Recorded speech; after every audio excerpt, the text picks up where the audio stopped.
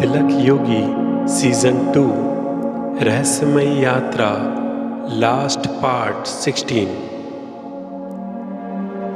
काली ताकत। जब तक इंसान एक दूसरे से घृणा, ईर्ष्या, द्वेष करता रहेगा, साथ ही असंतोषी और अति महत्वाकांक्षी रहेगा, तब तक ये खेल चलता रहेगा। तिलक योगी, तुम इन लोगों के लिए कब तक लड़ते रहोगे? जो लोग आपस में ही भौतिक या मानसिक रूप से लड़ते रहते हैं, मुझे कुछ ज़्यादा करने की ज़रूरत ही नहीं होती है। अब इन लोगों को ही देख लो।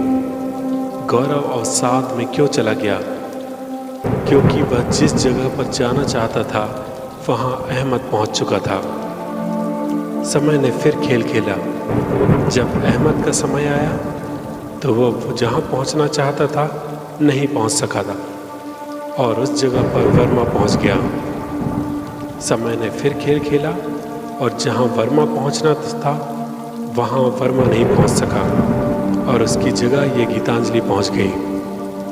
अगला चक्र फिर प्रारंभ हो चुका था, जिसमें गीतांजलि जहाँ पहुँचना चाहती थी वहाँ वह नहीं पहुँच सकी और उस स्थान पर तिलक योगी। लेकिन इन सभी को जहाँ पर पहुँचना चाहते थे उन्हें वहाँ तुम किसी न किसी तरह पहुँचने में व्यवधान डालते रहे, जिससे उनका मनोबल टूट जाए और वे अवसाद की ओर अग्रसर हो जाए, जिससे तुम्हारा काम आसान हो जाए। वर्ष 2005 में सौरभ, 2010 में अहमद, 2015 में वर्मा और अब 2020 में तुम गीतांजलि को अपनी गिरफ्त में लेने वाले थे। आकाशवाणी में स्वयं का नाम सुनकर गीतांजलि सहम जाती है। मैं अवसाद की ओर जा रही थी। हाँ, मेरी मानसिक स्थिति सच में गलत दिशा में जा रही थी। मैं नकारात्मक होती जा रही थी। ईर्ष्या मेरे मन में प्रवेश कर रही थी। हे ईश्वर, तुमने मुझे बचा लिया। गीतांजलि ने अपने हाथ जोड़ दिए। काली ताकत क्रोध में अपना आकार और बढ़ाती है। अब वह न केवल बिल्डिंग को घेर रही थी, बल्कि बिल्डिंग के सामने खड़े लोग के ऊपर भी पहुंच चुकी थी। सभी लोग अपने ऊपर काले धुंध को देखकर सहम चुके थे। अचानक उस काली धुंध से लाल रंग की बारिश होती देख सभी खुद को बचाने के लिए इधर उधर भागने लगे। विकास अपने ऊपर पड़ी हुई उन बूंदों को हाथ से छूता है। ये तो खून की बारिश है।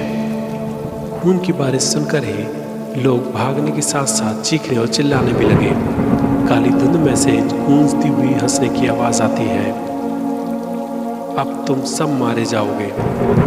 तुम में से कोई भी नहीं बचेगा। भागो और भागो। तिलक योगी मन ही मन में बोला। ये बिल्डिंग का उड़ना, धरती का कांपना और अब इस तरह की बारिश, ये सब केवल प्रकृति के लिए संभव है। और उसमें भी ये खून की बारिश, ये तो वास्तविकता ही नहीं हो सकती। जरूर ये माया जाल है। हाँ, हमने ये पहले क्यों नहीं सोचा? ये जो कुछ भी हो रहा है वास्तव में हो ही नहीं सकता। जरूर ये तिलिस्म, माया जाल, इंद्रजाल, भ्रमजाल या वर्तमान भाषा में वर्चुअल रियलिटी है।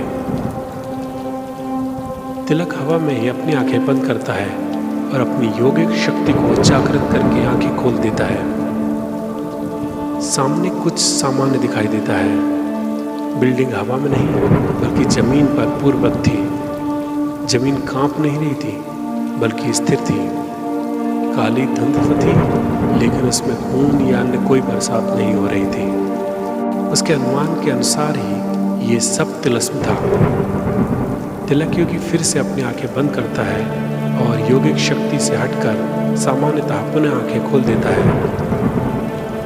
अब पुनः तिलिस्म का पूरा मंच उसके सामने था।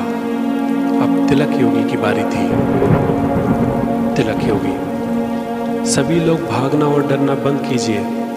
ये जो भी आप लोग देख रहे हैं, ये बिल्डिंग का उड़ना, जमीन का कांपना और ये खून की बारिश, ये सभी इस काली ताकत के द्वारा फैलाया गया तिलिस्म यानी भ्रमजाल है। वास्तव में ये सब कुछ हो ही नहीं रहा है। बस पहुंचने के लिए यहाँ वहाँ भागते हुए लोगों में से कुछ लोग रुक जाते हैं, लेकिन जमीन के कांपने के भ्रम के कारण वे ठीक ढंग से खड़े नहीं हो पा रहे थे। विकास, भ्रमजाल ये क्या होता है? तिलक योगी, ये एक ऐसा तिलस्म या मायाजाल है जिसमें इसको करने वाला जो दिखाना चाहता है उसके मायाजाल के क्षेत्र के अंदर के सभी लोग वही देखते हैं और वही महसूस भी करते हैं जो वह महसूस कराना चाहता है। तिलक योगी ऊपर से मायाजाल का क्षेत्र देखता है। कार्यालय की बिल्डिंग के चारों ओर लगभग 88,000 वर्ग फुट यानी लगभग 2 एकड़ के क्षेत्र में इस इंद्रजाल का प्रभाव उस ऊपर से देख सकता था। उसके बाद का क्षेत्र सामान्य दिखाई दे रहा था। तिलक योगी, इसके मायाजाल का क्षेत्र लगभग 2 एकड़ है। आप सभी परिसर के बाहर निकल जाएं, इसे हम देखते हैं। तिलक योगी की बात सुनकर सभी परिसर के मुख्य द्वार की ओर भागते हैं। इस मायाजाल से निकलना जरूरी समझकर रमेश भी वहां से जाना ही ठीक समझता है। बाहर जाते ही सभी लोग वास्तविक दुनिया में खुद को पाते हैं, जहां सब कुछ सामान्य था। ना ही आसमान में बादल थे, ना ही जमीन कांप रही थी और ना ही किसी प्रकार की बारिश हो रही थी। गीतांजलि, बाल बाल बचे। रमेश, जीवन में पहली बार तिलस्मी दुनिया का अनुभव किया। विकास, वो देखो, परिसर के अंदर और ऊपर एक पारदर्शी गोला दिखाई दे रहा है। शायद वही इस मायाजाल का क्षेत्र है जो तिलक योगी ने अभी बताया था। इस गोले के अंदर अभी भी वही सब कुछ हो रहा है। सभी दूर से ही परिसर के अंदर देखने का प्रयास करते हैं जिसमें तिलक योगी उनकी रक्षा के लिए उस काली ताकत से लड़ रहा था। काली ताकत ने अपने प्रभाव को असफल होने पर काली धुंध में से पुनः बिजली का प्रहार तिलक योगी पर किया, जिसे तिलक योगी ने अपनी यौगिक ऊर्जा की शक्ति से शांत कर दिया। तिलक योगी ने अपनी आंखें बंद करने के ध्यान योग की शक्ति को एकत्रित करने का संकल्प किया। कुछ ही देर में तिलक योगी के चारों ओर एक पारदर्शी कवच बन गया। काली ताकत ने काली धुंध का गोला बनाकर, जिसके अंदर अभी भी बीच में बिजली चमक रही थी, तिलक की ओर फेंक दिया। जैसे ही वह गोला तिलक योगी के कवच से टकराता है, वैसे ही भयानक विस्फोट होता है और वह गोला अदृश्य हो जाता है। तिलक योगी सुरक्षित था। अब तिलक योगी की बारी थी। तिलक योगी ने अपनी ऊर्जा को एकत्रित किया। वह ऊर्जा आग के गोले के समान प्रज्वलित हो उठी। तिलक योगी ने अपने योगी गुरु का ध्यान किया और उस प्रज्वलित गोले को काली ताकत पर पूरे विश्वास के साथ छोड़ दिया। वह प्रज्वलित गोला तेजी से उस काली धुंध से जाकर टकराया, जिससे तेज ध्वनि के साथ विस्फोट हुआ। गंभीर लेकिन डरावने चिल्लाने और फिर कराहने की आवाज़ चारों ओर फैलती गई और वह धुआं धीरे धीरे कम होता गया। तिलस्म का वह पारदर्शी गोला उस परिसर से धीरे धीरे टूटने लगा। परिसर के बाहर खड़े लोग उसे अदृश्य होते हुए देख रहे थे और खुशी से तिलक योगी का शब्द घोष कर रहे थे। लोगों के विश्वास और उत्साह से वह काली ताकत और कमजोर पड़ने लगी और देखते ही देखते वह अदृश्य हो गई। हालात सामान्य होते ही सभी लोग परिसर से बाहर आ गए। अभी भी सभी लोग तिलक योगी के नाम का उद्घोष कर रहे थे। तिलक योगी, ऐसी ताकतें तभी शक्तिशाली हो जाती हैं जब हम ईर्ष्या, द्वेष, असंतोष, भय और अति महत्वाकांक्षा का शिकार हो जाते हैं। इन विकारों के आते ही लोग अवसाद की ओर जाने लगते हैं। आज ज्यादातर लोग इन्हीं कारणों से अवसाद की ओर अग्रसर हैं और इस अवस्था में लोग मानसिक रूप से इतने कमजोर हो जाते हैं कि ऐसी नकारात्मक शक्तियां अपना असर दिखाना प्रारंभ कर देती हैं। और यदि हम सकारात्मकता को ढाल बनाकर बाहर नहीं निकले तो ये सौरभ, अहमद और वर्मा की तरह ही अपने नियंत्रण में ले लेती है। गीतांजलि, तिलक योगी, तुमने मुझे बचा लिया, क्योंकि जो चक्र चल रहा था वर्ष 2020 में इसकी गिरफ्त में मैं आने वाली थी और इसमें भी मेरी ईर्ष्या, असंतोष और अति महत्वाकांक्षा ही कारण थे। तिलक योगी, स्पष्टवादिता, ईश्वर के प्रति विश्वास और सकारात्मकता होने पर नियति स्वयं ही आपको बचाने हेतु किसी न किसी को निमित्त बनाकर भेज देती है। रमेश, तुम्हारी स्पष्टवादिता और ईश्वर के प्रति आस्था ने आज तुम्हारा बहुत साथ दिया। तुम्हें अभी बहुत कुछ करना है। अपनी सोच और रास्ता इसी तरह बनाए रखना। गीतांजलि। तिलक योगी, आप इंसान हो या कोई आत्मा? सभी हंसने लगते हैं। तिलक योगी सभी की ओर एक बार फिर देखता है और बिना जवाब दिए अपना एक हाथ परिसर के बाहर की ओर करके तेजी से उड़ जाता है। रात बहुत बीत चुकी थी, इसलिए लोग सीधे घर जाना चाहते थे। अपने अपने बैग उठाने के लिए कोई भी कार्यालय में नहीं जाना चाहता था। परिसर के मुख्य द्वार से तिलक आता है। रमेश, सर आपने इतनी देर कर दी। तिलक, उन दोनों को घर तक छोड़ना हमारी जिम्मेदारी थी। हमने ही उन्हें बुलाया था। कल यहाँ कार्यालय के बाद फाइल से उनके पते लेकर मैं उनके घर गया था। रमेश, हाँ ये बात तो सही है। उन्हीं दोनों के कारण ही दो आत्माओं को मुक्ति मिल गई। लेकिन सर आपने यहाँ बहुत बड़ी चीज मिस कर दी। तिलक, यहाँ तो सब कुछ बुरा ही बुरा था। हमने कौन सी अच्छी चीज मिस कर दी भाई? और ये सब ठीक कैसे हो गया? रमेश, सर वो तिलक योगी। रमेश तिलक नाम से कुछ सोच में पड़ जाता है। तिलक बात संभालने के लिए बोला, क्या तिलक? तिलक तो हम हैं। विशाल, अरे नहीं सर, तिलक योगी जिसके समाचार भी पहले एक बार टीवी चैनल पर आए थे। तिलक, ओह क्या सच में वो आया था? हमें तो लगा था कि वो सब बकवास है। गीतांजलि, बकवास? सर आप कैसे कह सकते हैं बिना कुछ सोचे समझे? सभी गीतांजलि की ओर देखने लगते हैं। गीतांजलि, सॉरी सर, लेकिन सर उसी ने मेरी जान बचाई आज। मैंने स्वयं देखा। तिलक, अब जब आप सब लोगों ने उसे देखा है तो फिर सही ही होगा। लेकिन आप लोग ऐसे कहाँ जा रहे हैं? विशाल, सर बहुत रात हो गई है और वैसे भी लोग कार्यालय में इस समय जाना नहीं चाहते। तिलक, अभी तो आप लोगों ने कहा कि सब कुछ ठीक हो गया है, तो फिर कार्यालय में चलने में क्या दिक्कत है? देखिए लाइट भी आ गई है। चलिए चलकर सिस्टम वगैरह बंद कर देते हैं, अपने अपने बैग लेते हैं, फिर चलते हैं।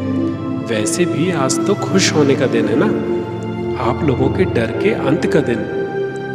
रमेश को भी अपने बैग और लकड़ी की याद आती है। रमेश, हाँ हम सभी को कार्यालय में चलना चाहिए। तिलक, उसके पीछे रमेश और उसके पीछे सभी लोग बिल्डिंग में प्रवेश करते हैं। फिर प्रथम तल पर कार्यालय में प्रवेश करते हैं। तिलक और रमेश के अंदर जाने के बाद बाकी लोग बाहर ही रुक जाते हैं। कार्यालय पूरी तरह से फैला हुआ था, लेकिन प्रोजेक्टर्स और कंप्यूटर चालू थे। प्रोजेक्टर्स चालू करते समय बड़ी लाइट्स बंद कर दी गई थी, इसलिए कम रोशनी वाली लाइट्स चालू थी। प्रोजेक्टर्स की रोशनी सामान्य प्रोजेक्टर्स की तरह ही नीली थी। उनमें कुछ भी प्रोग्राम स्क्रीन पर नहीं चल रहा था। स्पीकर्स भी बंद थे। तिलक बड़ी लाइट्स को चालू कर देता है।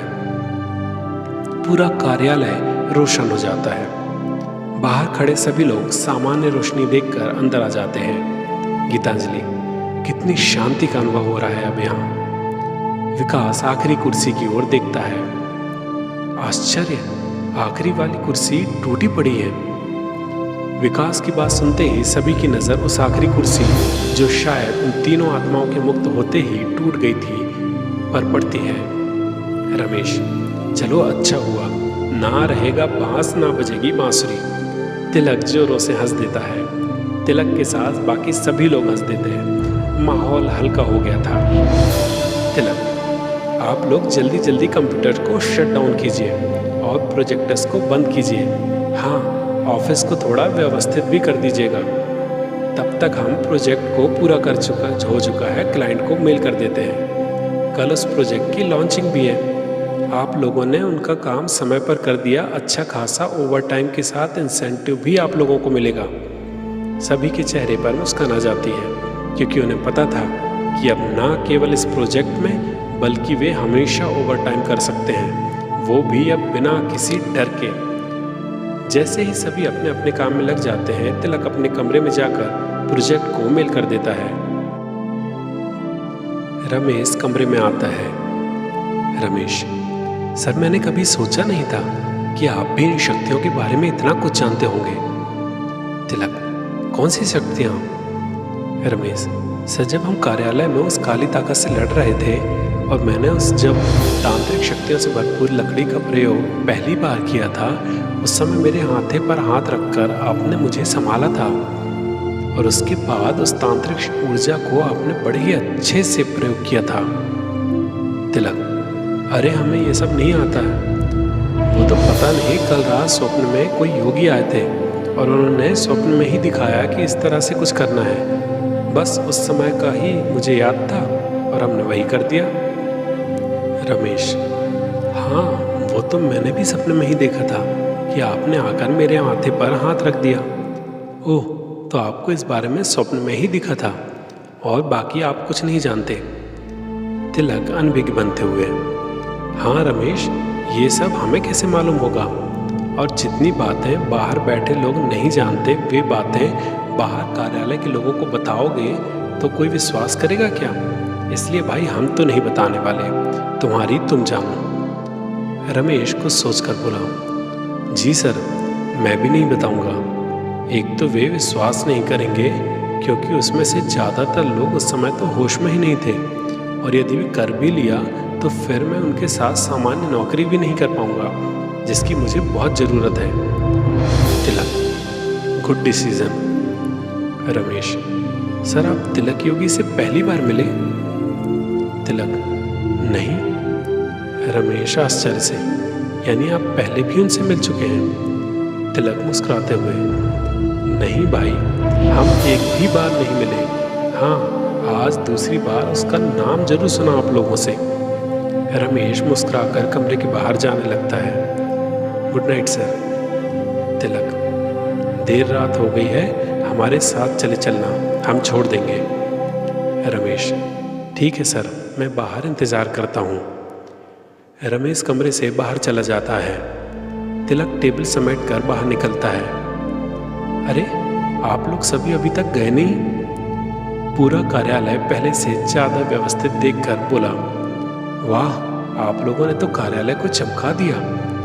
गीतांजलि, हम सभी आपको धन्यवाद देना चाहते हैं सर। तिलक, धन्यवाद? लेकिन क्यों? हमें तो लगा था कि हमने आप लोगों का आज जल्दी जाने का नियम तोड़ दिया तो आप लोग नाराज होंगे। विकास, सर हम लोग शौक से नहीं बल्कि डर के कारण जल्दी जाते थे। अब तो हम काम आने पर देर तक रुककर भी काम करेंगे। सुमन, और अच्छा खासा ओवर टाइम भी लेंगे सर। सभी लोग ठहाका मारकर हंसते हैं। आकाश कार्यालय बंद करता है। तिलक, आकाश, नाइट बल्ब जला दिया है ना? आकाश, जी सर, जला दिया है। सभी बिल्डिंग के नीचे उतर आए।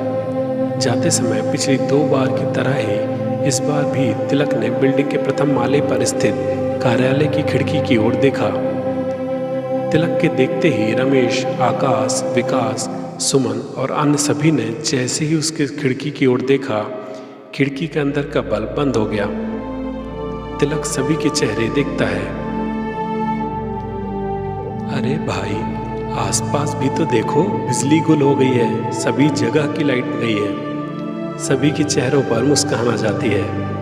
पार्किंग तक जाते जाते लाइट आ चुकी थी और इस बार प्रथम माले पर स्थित कार्यालय की लाइट भी यथावत जल रही थी।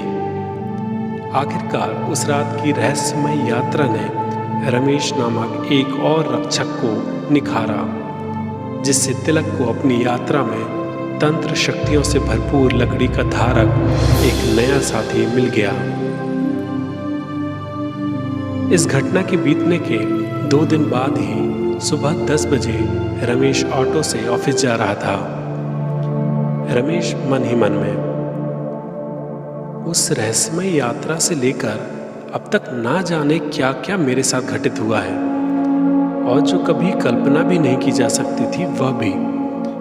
मुझे तो अभी भी समझ में नहीं आ रहा है कि उस रात यात्रा के दौरान जंगल वाली घटना सही थी या वह भी किसी के द्वारा फैलाया गया भ्रमजाल था, और यदि सही थी तो उसमें से क्या क्या वास्तविक था। फिर सभी लोग सुबह उठकर चले कहाँ गए थे? जबकि रिकॉर्ड के अनुसार तो कोई उस बोगी में था ही नहीं। उफ, सब कुछ मेरी समझ से परे है। अचानक, भाई ऑटो रोकना, रमेश ने ऑटो वाले से कहा। ऑटो वाला, क्या हुआ साहब? रमेश, भाई जल्दी ऑटो रोको। ऑटो वाला ऑटो रोड के किनारे लगाता है। रमेश उसे पैसा देता है। ऑटो, साहब आपको तो आगे जाना था ना? रमेश, हाँ लेकिन यहाँ कुछ काम है। रमेश रोड पार करके तेजी से चलने लगता है। शायद ये वही है। हाँ, पीछे तो वही लग रहा है।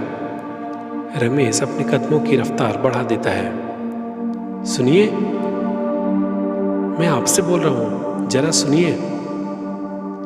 रमेश ने अपनी रफ्तार और बढ़ा दी, मानो वह दौड़ रहा हो। सुनिए, अरे आपसे ही कह रहा हूँ भाई, रुकिए।